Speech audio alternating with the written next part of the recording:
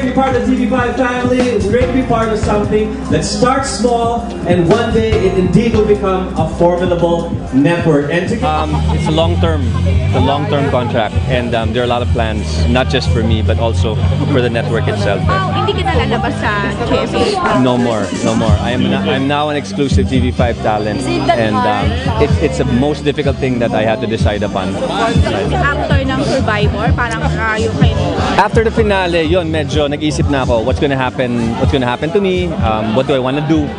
And then when TV5 came with a very fresh offer nga, yun nga, the management position and opportunity to do things that I've never done in my life, I took it. This morning and this afternoon, I was in GMA for the last time.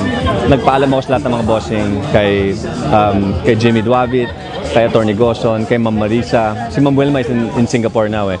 And then lahat ng mga nakatrabaho ko. So may iyakan, it's very emotional. But at the end of the day, doon ko na-realize na ang ganda ng relationship ko with GMA. Na when they said, sige, go ahead, we understand.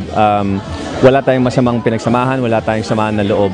Yun yung nagpagaan sa akin. Because we were very transparent during the negotiation eh. So walang mga parang gold perigulat na hindi nila alam na may ganun pala, no. So ilang days? Top management knew. One, syempre dun sa training ng mga talents, no, like for example sa hosting, 'di ba?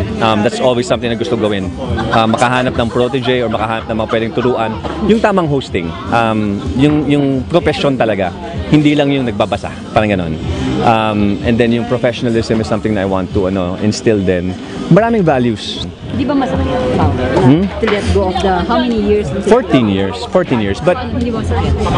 masakit kung masakit, but I think ang nangingibabaw ngayon is the excitement to be part of something that's starting, and then in the next few years, di ba? Like I said, magkasama tayo, palalakihin natin to.